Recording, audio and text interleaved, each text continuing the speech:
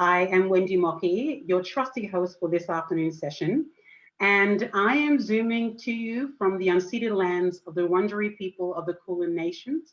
As you're aware, we are joined by two incredible guests, Anna Spargo-Ryan and Laura LaRosa. Just before we kickstart the questions, Anna and Laura, if you could please let everyone know what country you are zooming in from today. So if Laura, if you would like to go first, and then we'll hand it over to you, Anna.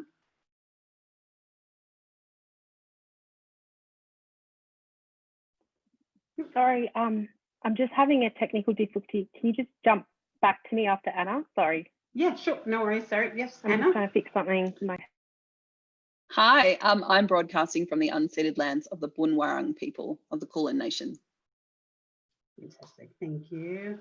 How are you going there, Laura? Is it you all Yeah, good? I'm good. Sorry, I've got AirPods, and as much as I love Apple, they can be a nightmare, but I think I've just got to the bottom of it. I'm actually floating around Ngunnawal country at the moment. I'm in transit, making my way back home to Darug country. And with that, I would like to briefly pay tribute to elders and pay my respects, not just the elders who look after the country I'm currently a guest on, but anyone who's joining us, and also my own elders who allow me to kind of do what I do. So. Incredible. Thank you, ladies. We are so happy to have everyone join us this afternoon. The year 2020 has been a really intense time in our world, globally, nationally, personally. So it is important to hold space for conversations regarding self-care. I want to offer up a quote from the great Audre Lorde, who said a very important thing, which is, caring for myself is not self-indulgence, it is self-preservation, and that is an act of political warfare. So, first question, Anna and Laura, you both write with such honesty and courage. You are daring in the way you openly share in order to shed light, and you are daring in the way you interrogate oppressive systems. I would like to know, where does self-care sit within your writing practices? So, Anna, if you could take this question first, and then Laura, if you just jump in whenever you're ready, please. For me, self-care forms part of a bigger approach to making sure that I stay well while I'm writing. So writing about mental health often requires a deep interrogation into thoughts that can be pretty hairy and sometimes re-traumatizing and occasionally dangerous. For me, it's self-care is one part of a very deliberate approach to making sure that I am as well as possible. So that is doing my own care for myself, to just define self-care, but also working with a therapist, making sure that I am transparent with the people around me who care about me, and, you know, I guess leaning on people who are able to support me in a way that I hope is constructive. Like I've been in therapy for 20 years, so I have quite a structured approach to making sure that I am as healthy as possible. But in terms of actual self-care, I think the hardest thing that I have learned about self-care is that often it's the things that I don't want to do.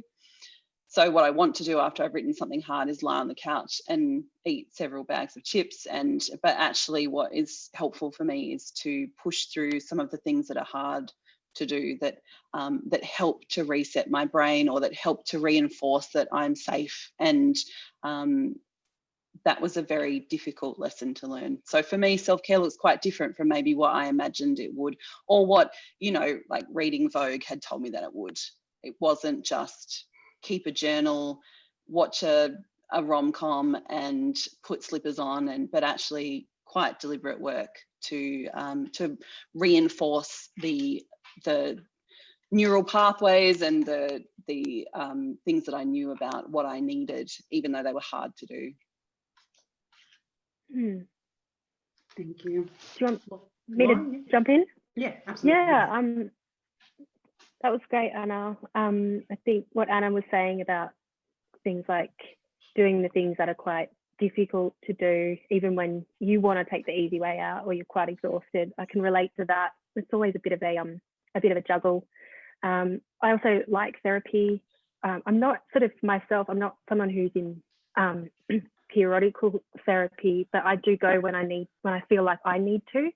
And it's quite funny because I didn't sort of see a psychologist until maybe in my late 20s. And the more I sort of talked about what practices and things I do to look after myself and my head, the more I realized I was already using a lot of clinical strategies.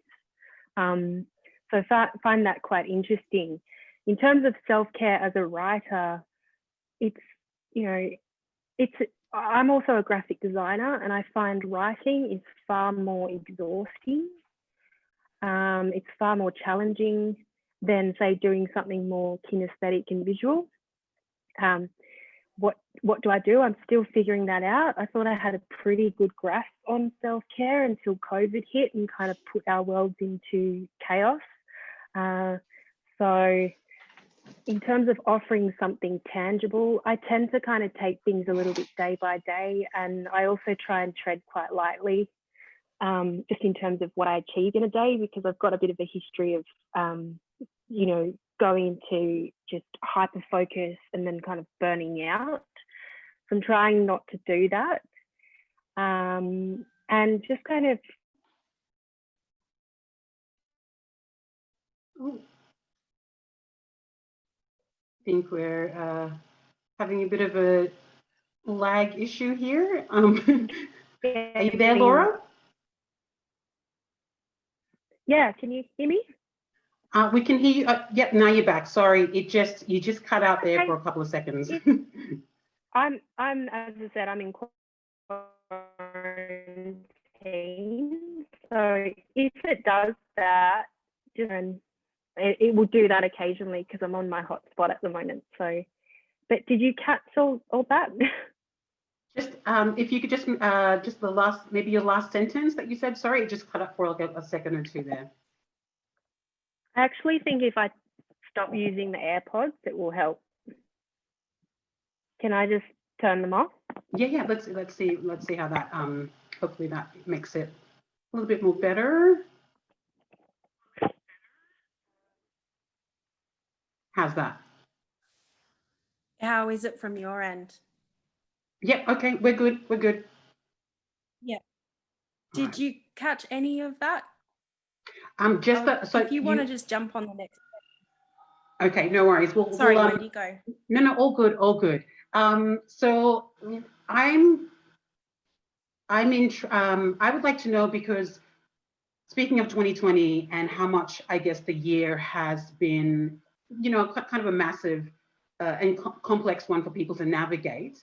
How has that, I guess, affected writing for you and your normal kind of way and processes that you would do, that you would write? Because it can be quite isolating now that, we had a large portion of this year being in isolation and trying to be creative during that time. How has that affected you as a writer? Anna, if you want to step in and answer that one, and then we'll go to Laura. Sure. I had a lot of friends who said that, once lockdown started, that this was an ideal writing situation. These are the ideal conditions for writing, that you are on your own, you can't go out, your computer's right there, you have heaps of time, you've lost your job, so what else are you going to do except write? And I just found that completely baffling. I found all the creative energy had just been drained from my life. Like, I had just this lurking, overarching question of, what's the point of writing when you're trying to keep your family alive? Or, when so many people are sick and dying, and I mean, it was off the back of the catastrophic fires, and it just seemed hard to prioritize creative output. Why would you do it? What's the point of it? How do I feel good about it? How do I maintain a sense of contributing something important and useful when it seemed so like lacking in function? surely there's something I could do that is actually helpful, that isn't just reflecting on my own feelings. And I wrote a couple of pieces during lockdown about lockdown, and it was hard to feel as though, while I was writing them, hard to feel as though that was a necessary thing to do, that could in any way be useful for anybody.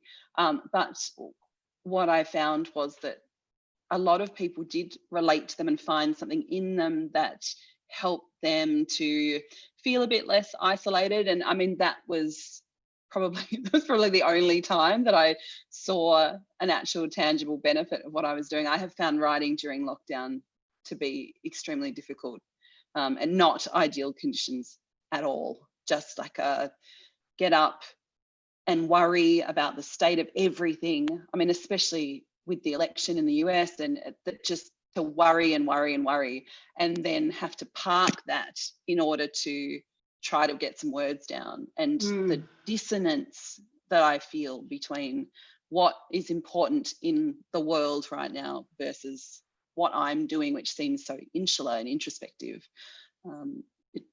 It's been, I've found it really hard.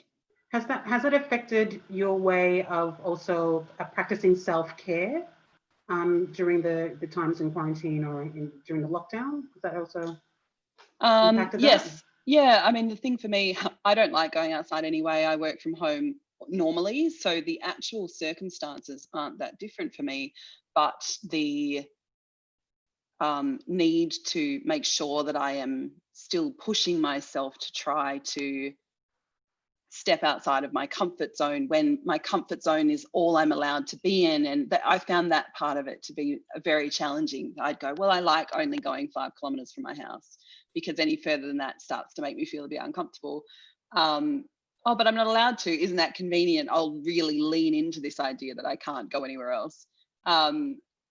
It has been very important to me to try to keep finding ways to reinforce this idea that I don't have to be inside this space to be safe, especially because we were all, the news was telling us every single day, like, you have to stay inside to be safe. And my brain just went haywire. Like I've spent all this time working with psychologists to believe that I didn't have to stay in a space like that to be safe. And now the Premier is telling me that actually it's illegal to not stay inside that space to be safe. I'm going, well, was I okay? I don't know how to. I haven't learned I don't have any tools for this. So a lot of my self-care during lockdown has been just little amounts of pushing myself a bit further, trying to find new ways to understand how to manage the boundaries and stuff, which has been really like objectively outside of it kind of interesting, but difficult. Yeah. What about for you, Laura? How's self-care during lockdown? How's that been affected by the? Look, I originally with lockdown, it didn't impact me too much because my life didn't change too much, because similar to Anna, I actually work from home. I just stopped. Can you hear me? Yeah. Good. You're good. No, good.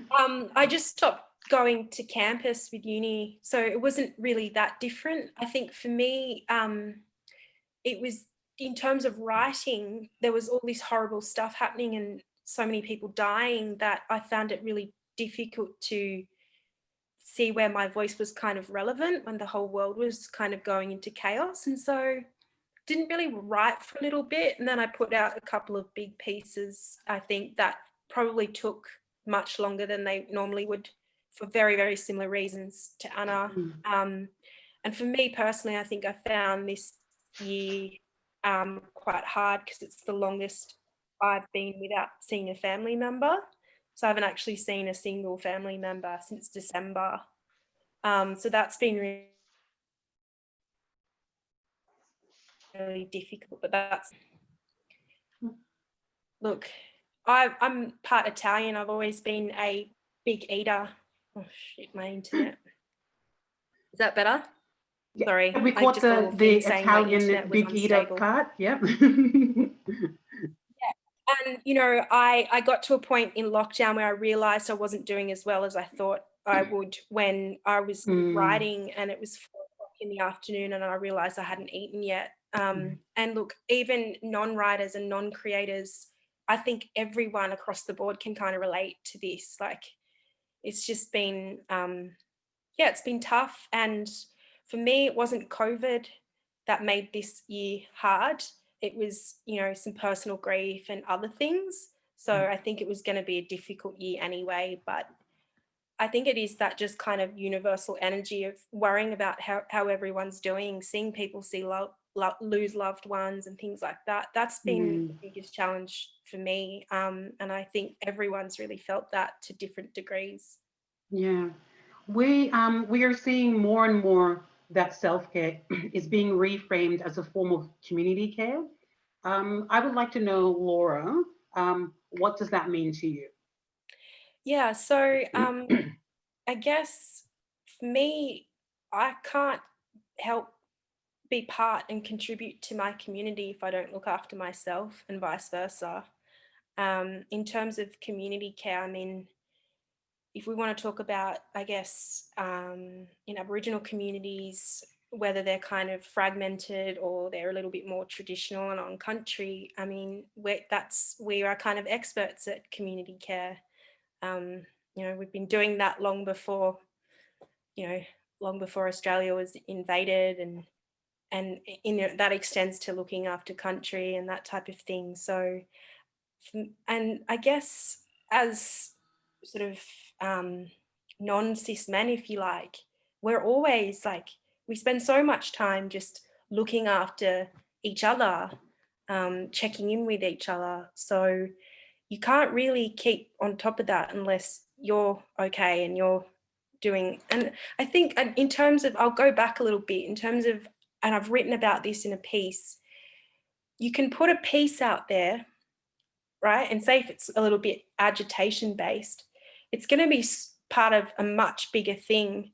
And so the piece is out there, you've written 900 words or 600 words, and it's made a little bit of an impact, and people are talking about that for a couple of days.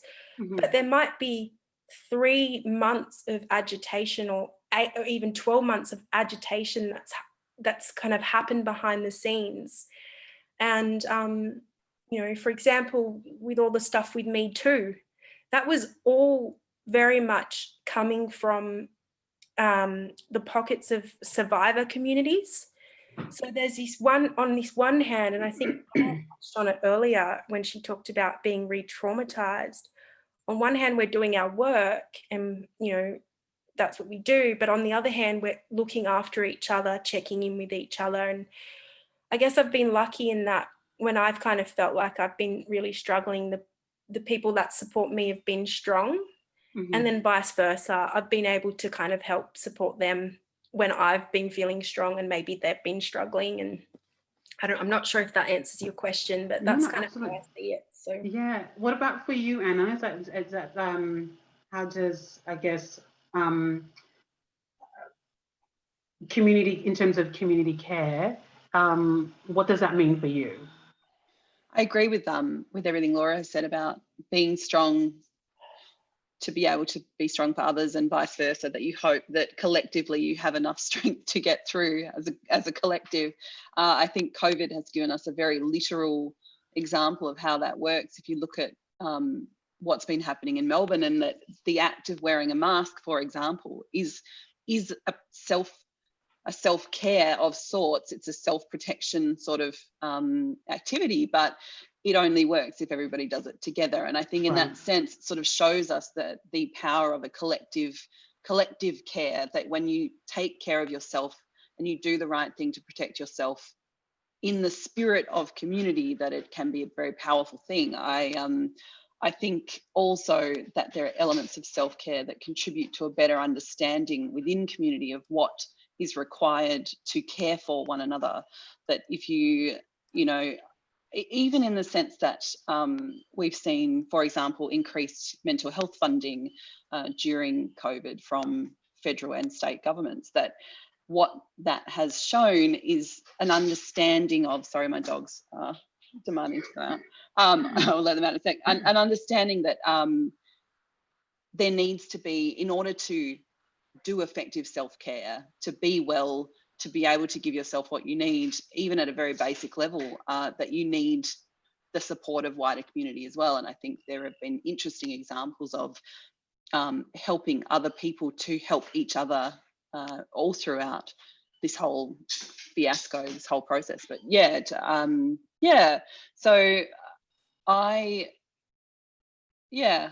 mostly on Twitter, where I live, have seen just such wonderful, empathetic community building from a few people in particular, but people who are really using the strength that they have to lift other people up, in the hope that, and you can see it happening, those people will therefore later be able to lift other people up as well. And this kind of groundswell of just, I guess this, I mean, we've only seen it, I've only been in Melbourne in this whole time, obviously, but this wonderful snowball effect of love and care that I think does start with yourself, that you can't do that unless you are starting in an inward way, I guess. Just going to let my dogs out, sorry. That's totally fine. I guess, and also with 2020 as well, I think it's kind of really forced people to kind of hit the pause and really take stock of not only themselves, but the broader community, and having to think past our own, essentially like what's happening in our lives, and having to kind of think as a collective. 2020 has been one of those years where I think we've all had to kind of hit the pause button and reevaluate what's important and what is community, and how do we kind of support each other through what is essentially a trying time for everyone. I think also, sorry to interrupt you. That's okay. The amount that is required to help somebody is, I think we've realised, is so much smaller than maybe we imagined. These kind of tiny acts of kindness within community have been very powerful and compelling to watch. You don't have to do something gigantic to make a difference to somebody in a time like this. Yeah. With Anna too, that there is a lot of really nice stuff happening online, which obviously was kind of a lot of our only avenues for a while. And I keep saying I'm fairly new to Twitter. I thought it was a horrible place when I first went on there, because there are some horrible pockets of Twitter. And then I did a bit of a curation of who I followed, and suddenly realized that there's actually some really beautiful communities on there. And I've seen that, and, you know, tuned into some of Anna's work as well, which is, you know, often quite honest and vulnerable. And, you know, even for myself, people like me who don't always engage with that content, we see it, and it does help, and it kind of makes you realize that we're all going through stuff, and it's complex, but it sounds very cliche, but we're not necessarily alone in that. So that's been really nice. And so what would you say, like, how are we able to sustain that level of care for each other?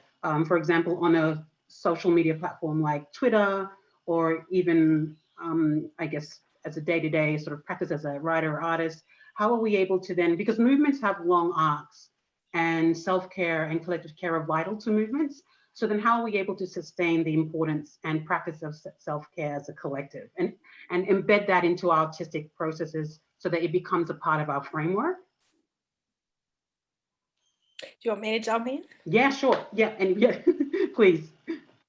I honestly don't know how to answer that in terms of how do we sustain it. I mean, none of us really know what we're doing. We're just building relationships and looking after our loved ones, and kind of tuning into the people who we see are either doing great work or, you know, just battling through, and I think in terms of sustaining, there can be a lot of dogma and toxicity, even in left sort of, you know, left orientated circles. I think we just need to go easy on each other. I'm not saying we can't critique each other, but I just think something that I've taken away from this year is to just be that little bit kinder. Not always.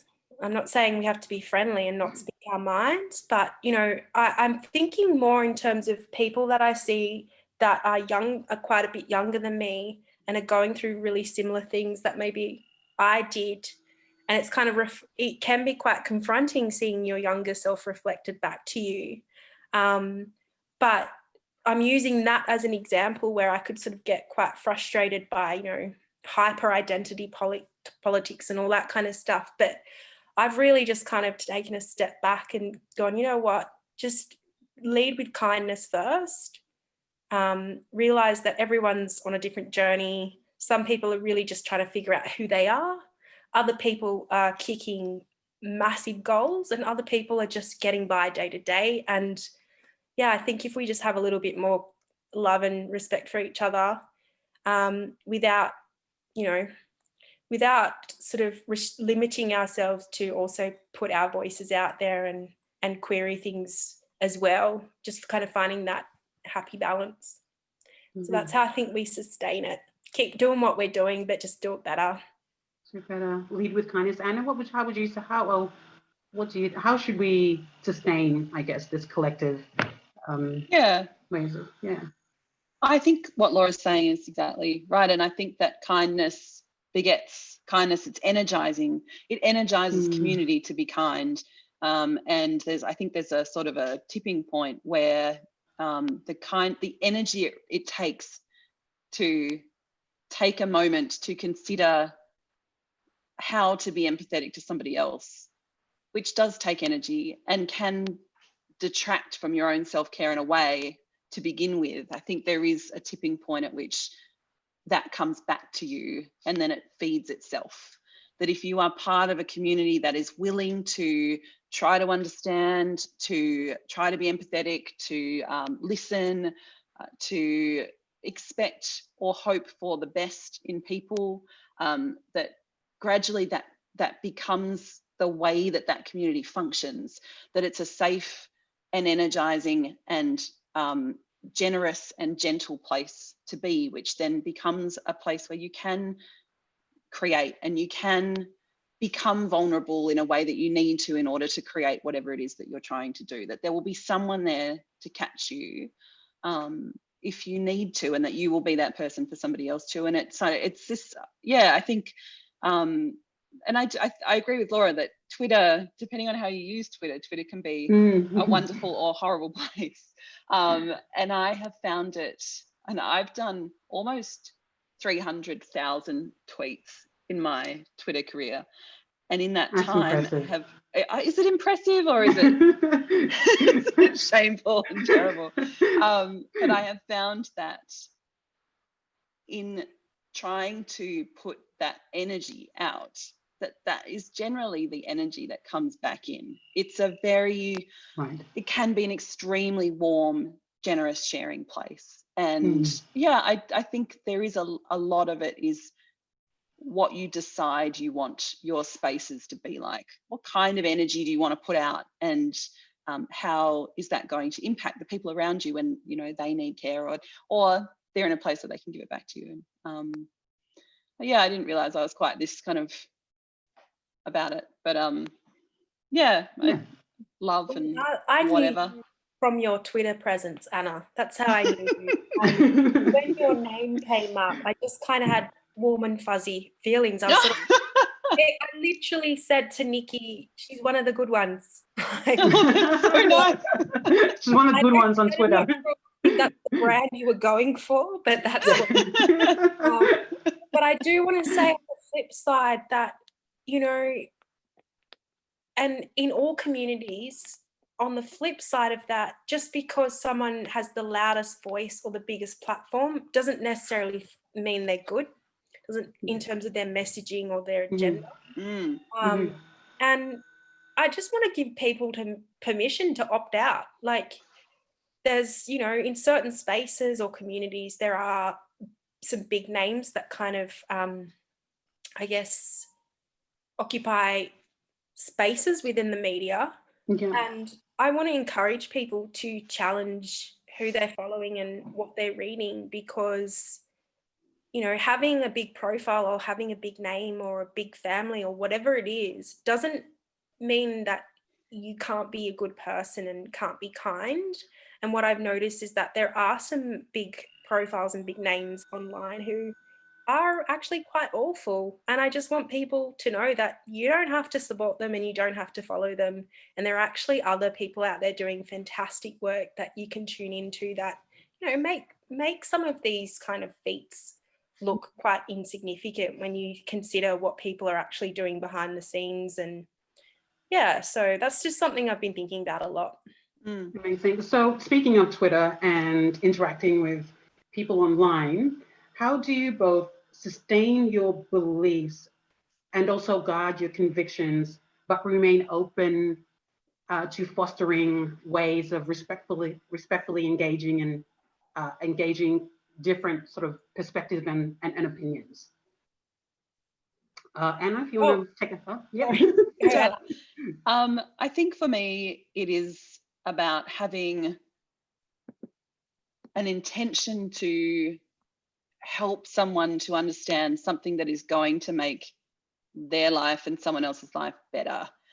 So I can see there's a question in the chat that relates to this about standing your ground. And I guess for me, it is about making sure that my convictions are well-founded, that I am well-informed, that I am a critical consumer, that I don't take everything at face value, that I try to understand better. And part of that is that thing I was talking about before, about trying to do things with empathy, that I don't take my own unfounded, ungrounded opinion to the masses, but actually try to come at it from a way that is, look, I have investigated various different ways of thinking about this, and this is the conclusion that I've come to, and I would like to be open to a discussion about it. Also, here's the evidence that I have that this is a way of thinking about it that is worthwhile. It takes a lot of time. I mean, if you think about Twitter, getting into an argument on Twitter can be just an absolute time sink. But what I have found is that if you are willing to, and if you are able to demonstrate that your position on something is solid and that you are not being an asshole, but actually just being someone who is trying to be helpful and useful and to spread information and to clarify and promote positive change, that is much better received in a community like that. And I think that's an important thing to do anyway. So yeah, that's how I come at it, I guess, which is to think and act critically. Laura, how do you approach that? What you were saying, Anna, about being fully informed and really just being open-minded about stuff and well-researched and really believing in what you're putting out there, absolutely. So in terms of guarding, I guess it's a process. In terms of being a writer and having a little bit of a public profile, that's sort of, fermenting away. I went from being like a grassroots sort of writer, activist with maybe 5 followers to suddenly, I was getting published, and it happened quite quickly, and I was sort of not known for my writing work. Someone else's face has just popped up on the screen. It hasn't frozen, has it? No. I think it's just a profile picture. Just checking. Where was it going? So I think it was quite a shock to me when I started to sort of get known as a writer and had that reciprocal kind of feedback. And I obviously am a critic or an emerging critic. So I write about difficult things that make a lot of people uncomfortable, namely white women and white feminists.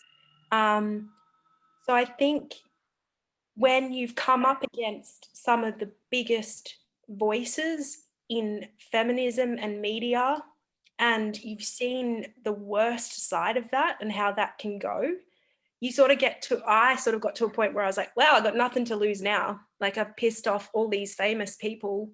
They all know who I am. So I may as well just kind of run with it now. So that's kind of where I'm at in terms of protecting and guarding, my beliefs and where I'm coming from. And I think too, having the support of my community and my elders and my cousins and my aunties and, people who sort of cheer you on and sort of say, love what you're doing, Barb, like keep going, like that's massive.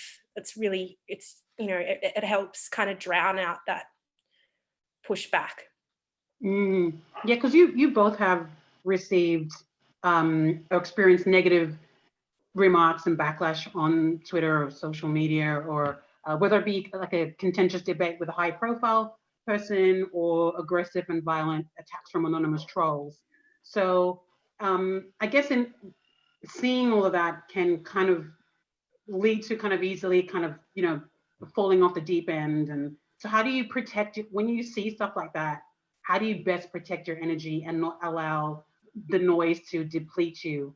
And how do you I guess Laurie just said, like, in terms of re-energizing, you know, coming back to community, but in those moments, how do you kind of protect your energy? You actually just reminded me of something, because the first time that I was bullied really quite badly on say social media from people not from my community, from people from communities that you wouldn't expect it from,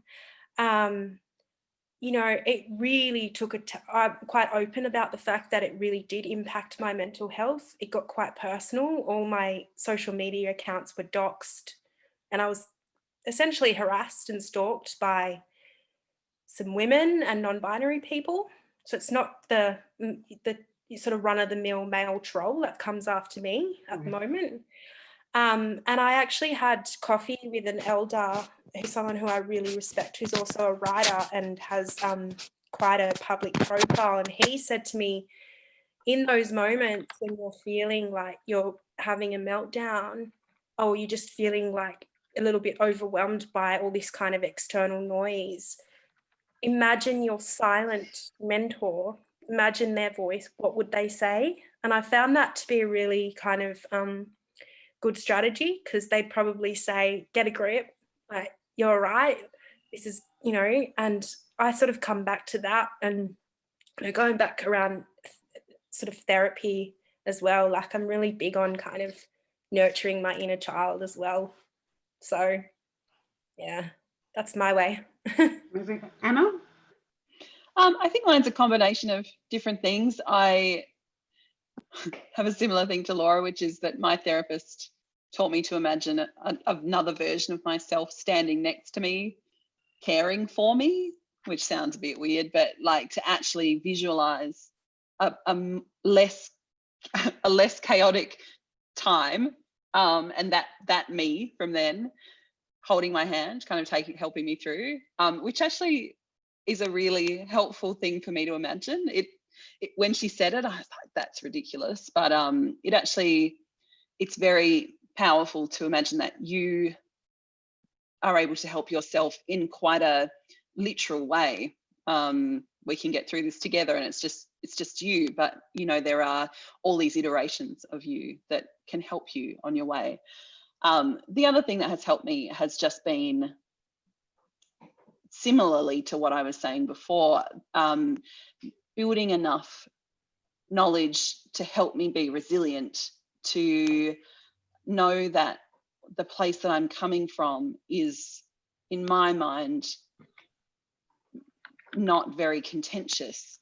And so often I get criticism from usually a different set of people from who Laura's talking about, male trolls, who use the language that I use to describe myself to insult me. So like, oh my God, you're like so borderline personality disorder. Like, yes, exactly. That's that's what I write about. I am borderline. I have borderline personality disorder. And they will often turn that language around that I've used to help me better understand myself, to use it as a criticism of me. And to begin with, I found that just so devastating, that I was trying to be open, that I was trying to offer something to other people who might benefit from having this sort of language a bit destigmatized or whatever, that made me susceptible to their sort of attacks. As I have continued writing about it and seen the way that other people respond to it, that has become less significant to me, that it does help other people. That I had a friend go and see a psychologist, and this psychologist pulled out an article about anxiety for my friend and gave it to him and said, you should read this. This is like the best account of anxiety I've ever read. And it was mine, and they didn't know that we had any association with each other, but that I was creating a tool that was actually going to help people. And that has become more important to me than worrying about what faceless anonymous trolls think about who I am as a person. I got a string of attacks about how I shouldn't be allowed to be a parent. I've got 2 teenagers, shouldn't be allowed to be a parent because of my mental illness. And that cut so deeply to begin with that, yeah, maybe they were right. Maybe I wasn't capable of being a good parent if I was so anxious and so depressed. And but it helped me to also reflect on what I was doing that was good as a parent, that the tools that I had created with my therapist particularly, but also through my own work, that were going to mean that I was an understanding and caring sort of very, very hands-on, very talk it out parent, but that was just a different kind of parent, and that, no one was going anyway. But so I guess I do just ignore the ones that are really terrible now. I don't block them because I think that's a satisfaction they don't deserve. So I just mute them and forget about them. But that wasn't as easy to do until I had thought about why I was doing what I was doing and the value that I hoped that I was adding, and weighed it up. On balance, is this a good and useful thing for me to do, even if these people do lurk around waiting for an opportunity to kind of shit all over me? So, yeah. I think your papa wants to come back in, Anna. Can't hear them. I've got noise cancelling headphones on. Hang on. Speaking of self-care, my dog has Come on. has definitely got me through this year. She's actually Yeah. in quarantine, and that's been very therapeutic. But just to add to what Anna was saying, it's very bizarre when you have some sort of public presence, when people do build these weird narratives about your life. Yeah. And I always look at people like Anna and a handful of others online and think that you're quite brave, because I'm very funny. Like, I don't put a lot of my private life out there. I might put them into pieces, into an actual article, but I have the ability to sit there and craft that, and sit with it for a while. Whereas on Twitter, I don't like people to know where I live. I don't talk about my partner. If I have children, Twitter will be the last people to know about it. That's me, because I'm very sort of, I guess, private, if you like. But I guess what I'm trying to say is hats off to those who do put more of their stuff out there in the name of generosity, and are able to do that. I think it's quite brave, and I don't know how I would respond to something like that. People saying that you shouldn't be a mother because you manage your mental health. It's just absolutely absurd. Absurd. Because you both write and engage honestly with people, and willing to tell your truths about your feelings and perceptions, and it reveals so much about yourself and how you feel about the world. And then you then have to go out and represent it. And so it's, and to be kind of in that public space and then navigate that realm can be overwhelming and intimidating. So I guess I've got a question here from Rowena. Thank you, Rowena. I think this is probably a good sort of like kind of segue. So question for all: how do we as a community address lateral violence within our and other intersectional communities? Who would like to go first? I'll jump in. I don't engage with it anymore. I find that people who are perpetrating the most violence don't want to engage with you. You can't reason with them. I tried that. And going back to what you said, Wendy, about truth, that's how I live with myself. That's how I'm still here after living what feels like a few lifetimes, having, quite that sort of trauma background, but is self-honesty. I'm honest to my own detriment, and I learnt through therapy and other means to be honest.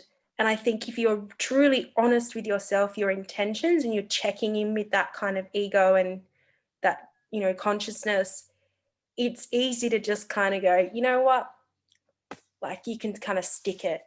But in terms of lateral violence, you know, there is a lot of it in different communities. And for me, just don't engage, don't try and reason, because as soon as that's what works for me. Anna might have a different spin on that, but if it's someone who's genuinely curious and wants to engage in dialogue, even if they're challenging you, by all means, that's not violence. If it's people making assumptions about you and doxing your accounts and spreading rumors, or, you know, questioning your identity and doing it in just really like chaotic, uninformed ways, like those people, they just want to silence you. They want you to disappear. They don't want to engage with you. And I kind of know which, like, am I allowed to swear, Wendy? Oh, sorry, I already did. I know who to fuck with and who not to, is what I'm trying to say. Like, I know who to fuck with and who not to. Right. And, you know, I can sort of respect people's work from afar and not want to show up in their spaces. And I think I'm very much an observer. So I usually have quite a good grasp on different communities well before they even know who I am. And so that's kind of the approach that I take. What about you, Anna? I guess that for me the risk is relatively low, and I feel that as a middle class white woman that I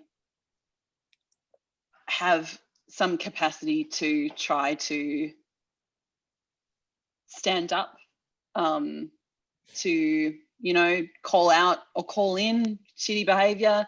I think what you're saying is right, though, that the reason that people engage in lateral violence like this is not because they have any interest in a productive or constructive conversation, but actually it's, you know, attacking is... It's projecting. Yeah, and it's very closed. You know, it's a one-way closed sort of attack that doesn't incite further conversation. That's not what it's meant for. But I do hope that you know, sort of every now and then that someone learns something, I guess. But I try to understand, again, I guess, why it happens, where it's coming from, why this person feels this sort of internalized or projecting negativity. But there's only so much that you can take it on, and the outcome of it, you know, is that energy, we have a finite amount of energy, is that better spent?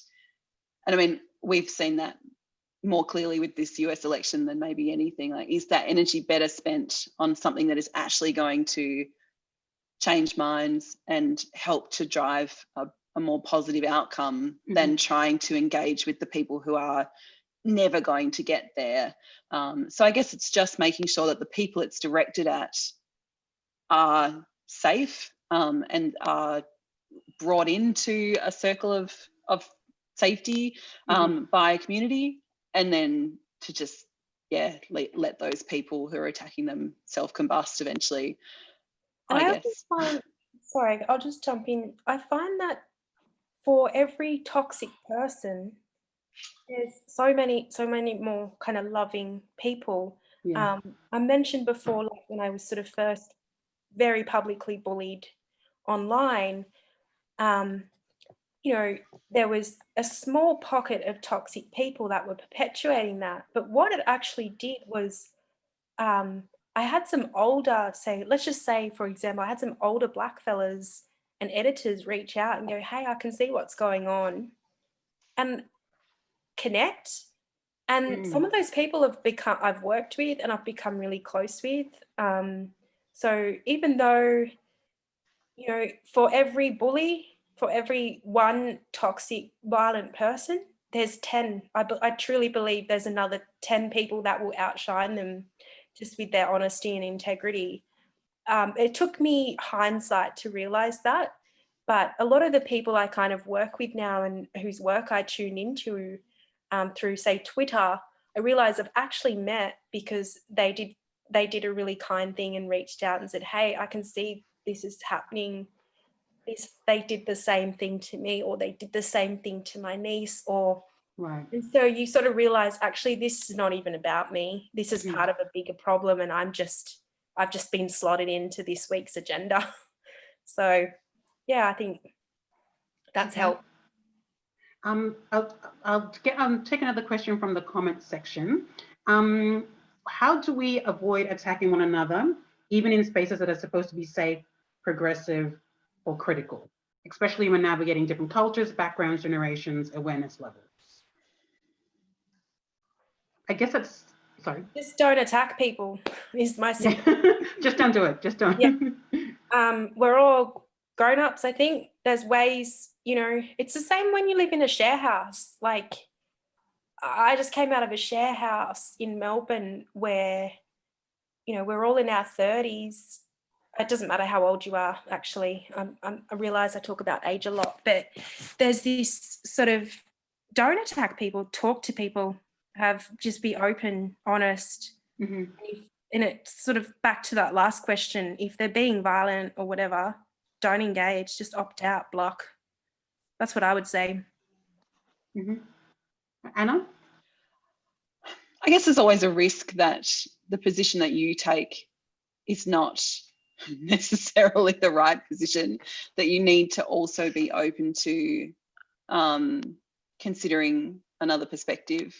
And so I agree, don't attack each other. Never do it. But also to be willing to listen. And again, I guess to foster an environment where it's okay to have a disagreement, and that isn't necessarily construed as attacking, but that, you know, a lot of this work is done before some of these interactions happen, that it's necessary to continue to always be kind of, cultivating this kind of environment, so that when disagreement or attacks or different perspectives come up, that it is already established within an environment that there are ways in which to engage with it and ways to not do it. And I'm so like the long game on all of this stuff. It's just, you know, to really put in this work ahead of time in order to be able to better understand it, to be able to respond to it more constructively, to know when to leave it, and all of those things. That this is kind of a long-term strategy for engaging with people in general, I think. Yeah. Just gonna switch gears for just a little bit. So more and more in the current social and political climate, the lines between advocacy and traditional modes of activism are blurring. So my question for you both is, what does activism look like in the current social and political climate? And would you consider yourself an activist, an advocate, or both? Look, to be a woman, to be an Aboriginal woman today is you're forced to do advocacy, because that's part of being in community. I would say I'm a dabbling activist. I can sometimes go 6-12 months on a particular campaign or project, and then have 6 months where I just sort of look after myself and my people. So yes, I engage in activism. Would I say I'm a straight, like I'm many things? It's like, you know, I do activism, but I wouldn't say it's my entire identity. Right. In terms of the lines being blurred, I think that's a line out of my article, Wendy. That's actually an actual quote out of my article about the lines between advocacy, community work, blah, blah, blah, being blurred, or maybe my Q&A. But I think we need to really acknowledge the work of people behind the scenes, and we need to allow people to contribute in a way that's safe, and realise that, you know, if you're someone who can't be on the picket line, say for, you know, accessibility reasons or whatever, and your way of advocacy is, you know, helping people in your street or whatever it is, I guess one of the big messages that I wanted to put out today is that there's no right or wrong in terms of how you contribute. And I would like to take a moment to kind of acknowledge the people that are more quiet contributors, because there are far more than we might realize that are doing some incredible work behind the scenes, and they don't get the kudos and they don't get the, you know, the magazine spreads and all that kind of stuff. And as well as people that are no longer with us as well, that, you know, did a lot of incredible work, whether it was community-based or something kind of more broader, that we now benefit from and that may have been forgotten. And that's something that, you know, I really keep in mind with my work, is going back as well, not just looking at contemporary stuff, but looking at the last few decades. So yeah, it's what I guess that's what I wanted to put across. Yeah, so just really quickly, why I asked that question was because, you know, the ways in which people, I guess, perform activism has kind of shifted. We've seen a shift in the way people, whether it's through, you know, physically, whether it's through their art. And so just kind of, I guess, I'm just kind of curious as to how we identify ourselves, whether we actually identify ourselves as activists, or what form of activism would you say that you kind of fall under or kind of exercise? I don't think we need to define ourselves. I think we're going to find, as the kind of political and environmental situation goes even more chaotic, we're going to be forced into this kind of work. Many of us, particularly people in varying degrees of marginalization, have been doing that kind of work forever. I'm just not big on labels. Like, I don't need to go out and go, I'm this or I'm that. And I don't need to perform my activism either. I've been accused of not being a real activist by some of these violent people, and I laugh it off, because I just think if you feel the need to showcase your activism, that's unless it's part of the campaign, unless it's central to the campaign, you don't need to kind of wave it and go, hey, look what I'm doing. I just don't buy into that. And I don't really buy into titles and labels. I find it really difficult writing my own bio. So don't know if that helps. No, that's and Anna, what are your thoughts on advocacy, activism? Where do you find yourself? I think the thing about mental health is that if you don't advocate for yourself, you die. Like, you don't get a choice. You need to be able to learn to self-advocate, and you need, if you have energy, to become an advocate for mental health in general, that you need to be able to learn language to describe mental health concerns, that you need to be able to create a mental health narrative that is going to help a doctor to understand what kind of help you need. You need to be able to be dissatisfied with the system, otherwise you die. And so I am an advocate by necessity. I think when I started writing about mental health, it was because I was so unwell that it was the only thing that I knew to write about. It wasn't because I thought I'm going to make a difference by writing about my own mental health experience. It was like, I can't think about anything other than how depressed I am, and I need to write. So that was what I wrote. And it resonated with people, and they said, oh my God, I feel like this as well. And I went, oh, I thought I was all by myself. And in that sense, it then became a political statement that I'm not okay with the state of mental health care. I'm not okay with the fact that people are getting left behind. And but it didn't start out like that. And I don't think of myself as doing a specific kind of activism. I just am trying to normalize experiences and give people a way of communicating with somebody else. The best thing I can do as a writer is to give someone a tool they can use to get the best care that they can. So it's, I don't know what it is, but it's a kind of a matter of life or death. Yeah, I find that really I find that really satisfying to hear from you both, because you know, oftentimes people will say, "Oh, you're an activist," or "What you do is activism," and I kind of feel I get a bit, "Oh no, that's not," you know what I mean? It's nice to hear that I'm not the only one that. I'd like to ask for you both: are there any activists, writers, or change makers who inspire you, and why? Yeah, I mean, absolutely. I feel a little bit put on the spot, but I mean, I'm endlessly inspired by different writers. I obviously immerse myself in the work of a lot of Black fellas.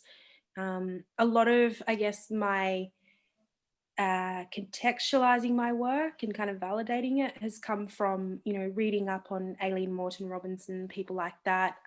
Big fan of like Tony Birch and writers like that who can, you know, go out there and really are real sort of change makers, but also write with so much honesty and character and vulnerability as well.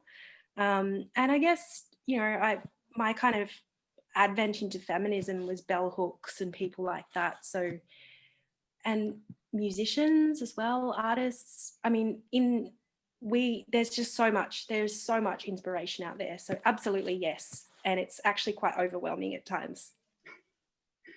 Anna? Yeah, I think I am particularly admiring of people who are able to create beautiful activism. You know, it's hard to communicate a message that either contradicts what someone already believes or that is difficult to digest. And I think art's role is so powerful in giving people something that they will want to engage with because it's so lovely or it's so moving or it's so powerful or whatever it is, but that it is different from just telling someone what to think, that it is a way that they can come to an idea in their own way through art. So a lot of the activists that I admire are writers and other kinds of artists, as Laura was saying, musicians and visual artists and playwrights. And but I particularly love Yasmin. I wrote a list actually. Yasmin Abdel-Majid, this amazing American Palestinian poet called Hala Alian, who I was lucky enough to do a writing workshop with. And she writes her advocacy and her activism into all of her writing in a way that you don't even notice until you get to the end. And I think that is just such an incredible skill. And in disability, Elle Gibbs, Stella Young was such an incredible advocate. I won't call her inspiring because she would hate that, but that she advocated in a way that was no nonsense, that was not bullshit, that, you know, this kind of, it doesn't, even though I just said it's nice to have art to engage with, it doesn't need to be palatable. It needs to be understood. And I think that she did that in such a tremendous way. And Tarang Chawla, who advocates for, you know, violence against women, and just people who show tremendous passion and community in the work that they do. So yeah, well, yep. Awesome. Can I'll just quickly throw a question from the audience. Emily has asked, I'd love to ask you both about feminism and its role in your own writing arts and advocacy practices. I guess I'm especially interested in the tensions of white feminism and its violence alongside other kinds of more beneficial communal feminisms, and the values and wisdom of matriarchal cultures where feminism is not the key concept at all. So, what's the actual question? So that's what I've been sent. So I'd like to ask you both about feminism and its role. So the tensions of white feminism and its violences alongside other kinds of more beneficial and communal feminism. So the values of wisdom of matriarchal cultures. Look, I'm a little bit confused by the entirety of that question, but I think the thing that jumped out is the tensions in terms of looking at white feminism. There's a specific kind of corporate white feminism that takes place that I'm obviously quite obsessed with to a degree, because I've got quite a corporate background before I went into the arts. So I've had proximity to that world, and I've lived in that world and seen how it operates. So it's a passion to kind of interrogate that. I think the key thing is, and that I try and put across in my work, is that this particular form of white feminism that I write about is the patriarchy. It is encompassed under the patriarchy, and we need to get that through our heads, that some white women are very patriarchal, even if they brand themselves as progressive feminists.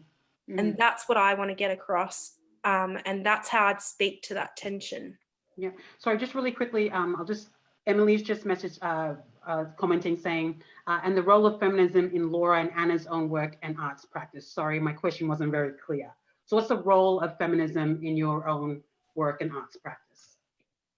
I'll just say really quickly that in my Q&A, I kind of sort of defined what feminism to me is. And I don't really buy into the language of gender equality, because I feel like it's very outmoded and it's very binary. And a lot of the white feminists that are fighting for gender equality are these patriarchal figures that they just want to sit at the table. They believe in trickle-down tactics. They have zero concept of class, because they're predominantly quite middle class, or have, you know, strived to kind of mix in those worlds. So can't remember what was that sort of what was the question? Oh, in terms of for me, feminism is so much broader. It encompasses, it's one of many words, an umbrella term that encompasses things like race, class, ability, interrogating these constructs around gender. So I have a very different view of feminism, and that's how I embody that. I live and breathe that, not just in my writing, but in my everyday work, my relationships with my family, my brothers, my nephews, you know, so I hope that kind of answers that somewhat. Yeah, fantastic. It does. Anna, where does feminism sit in your your work and arts practice? I agree that that feminism has been able to evolve into something that's quite individualistic. That, you know, how can I get ahead as a woman? And it leaves a lot of women behind, and it's not the white women that are left behind. And I think for me, in my arts practice, I was raised by a very impressive woman who broke a lot of glass ceilings in a way that was inspiring to me as a younger person, but that didn't give me many models through which to interrogate my own understanding of feminism. And so what my art, I guess, has become is an opportunity to interrogate. And I think I hope that in all of the writing that I do, that I am always asking myself questions about why I think something, why I'm inclined to write something in a particular way, who might be hurt by the writing that I'm doing, and to always be mindful of my position as a privileged person, that, you know, the harm that I can do as a person writing from a position of privilege if I don't ask those questions while I'm creating art.